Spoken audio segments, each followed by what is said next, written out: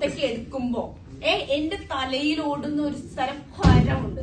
അതെനിക്ക് അയാൾ അവിടെ താഴെ വീണ് കിടക്കുന്നത് ആ ചോരയിൽ കുളിക്കുന്നത് കണ്ടാലേ എനിക്ക് മാറുള്ളൂ. എന്തിനാ മരുന്ന്? എനിക്കെന്താ പ്രശ്നം? എന്റെ കുടുംബത്തിൽ ആർക്കും ഈ പ്രശ്നമൊന്നും ഇല്ലല്ലോ. പിന്നെ ഞാനിതിന് മരുന്ന് കഴിക്കണം.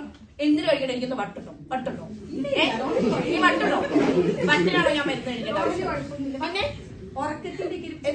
ഉറക്കോ? ഇതേ മരുന്ന് എനിക്ക് കഴിഞ്ഞ പ്രാവശ്യം എഴുതി തന്നതാ. എന്നിട്ടും എനിക്കിത് തോന്നുന്നുണ്ട്. അപ്പൊ എന്താ അത് ഉറക്കത്തിന്റെ ആണോ? എനിക്ക് ഉറങ്ങേണ്ട ആവശ്യമില്ല.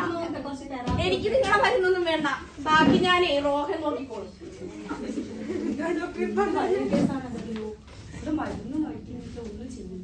ഇങ്ങനെ അതിന്റെ കൊല്ലെന്നൊക്കെ പറയുന്നത് നമ്മളല്ലേ ആരോടേലും പറയുന്നല്ലേ നല്ലത്.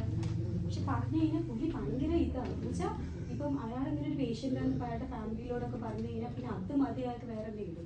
ലൈക്ക് അയാളുടെ പ്രൈവസി മെയിൻറ്റെയിൻ ചെയ്തത് എന്റെ ഡ്യൂട്ടി അല്ലേ. So how can I do that? അങ്ങനെ ആരെങ്കിലും കൊന്നു കഴിഞ്ഞാൽ പിന്നെ ഡോക്ടർ ചെയ്യുവാ. ഇയാളുടെ ഈ ഒരു പെട്ടെന്നുള്ള ഒരു ഇമ്പൾസീവ് ആയിട്ടുള്ള ക്യാരക്ടറാണ് അതാ പ്രശ്നം. അതുകൊണ്ട് അയാൾ അത്രയും എനിക്ക് തോന്നിയിട്ടില്ല. അങ്ങനെ ഒരു മെഡിക്കേഷൻ എടുക്കേണ്ട ആവശ്യം പോലും എനിക്ക് ഫസ്റ്റ് കൺസൾട്ടിൽ തോന്നിയിട്ടില്ല. എന്റെ ഒരു അഭിപ്രായത്തിൽ ആരോടെങ്കിലും പറഞ്ഞു വെച്ചില്ല. അങ്ങനെ നാളെ നോക്കിച്ചാകുമ്പോ അത് ഞാൻ പറയാനുള്ള പറഞ്ഞു ഡോക്ടറുടെ സീൻ നമ്പർ 5 റോഹൻ മാത്യു ആത്മഹത്യക്ക് ശ്രമിച്ചു.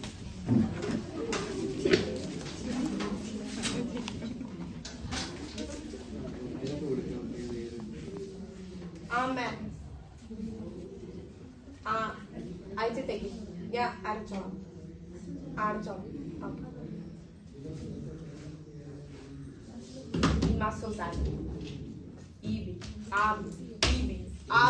എല്ലാം ഞാൻ ഒറ്റയ്ക്കാണ് ചെയ്യുന്നത്. എനിക്ക് നിർത്തണം.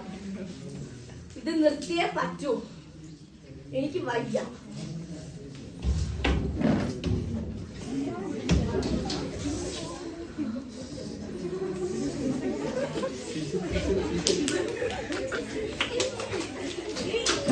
ലാസ്റ്റ് സ്റ്റേറ്റ് ഹോസ്പിറ്റലിൽ റോഹൻ മാത്യുവിന്റെ കുടുംബവും ഡോക്ടർ.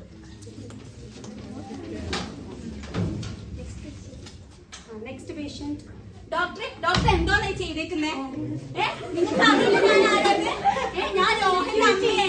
എന്റെ മോന്റെ അവസ്ഥ എന്താണെന്ന് എന്റെ മോനോട് എനിക്ക് ആകെയുള്ള ഒരു മോനുണ്ട്. എന്റെ മോൻ അവിടെ ജീവിതം മരണ പോരാട്ടത്തിൽ കളിക്കുക. നിങ്ങൾ ഒറ്റ മരുന്ന് എന്തൊക്കെ നിങ്ങൾ ചെയ്തേക്കുന്നത്? അവന് സൂയിസൈഡ് ചെയ്തു. നിങ്ങളെല്ലാം നിങ്ങൾക്ക് അറിയരുന്നില്ല അവൻ ഇങ്ങനെ ഒരു പ്രശ്നം ഉണ്ടെന്നൊക്കെ. നിങ്ങൾ നമ്മളോട് അങ്ങോട്ട് പറഞ്ഞില്ല. അതിന്റെ കൊച്ചവിടെ കിടന്ന് കഷ്ടപ്പെടുത്തി എന്തൊക്കെയാ ചെയ്യേണ്ടത്?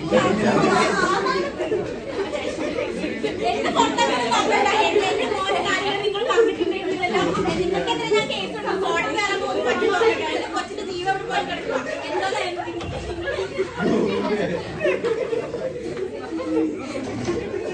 ഡോക്ടറോട് ഞാൻ അന്നേ പറഞ്ഞു ഈ വലിയ തലവെക്കന്നെ പറഞ്ഞു.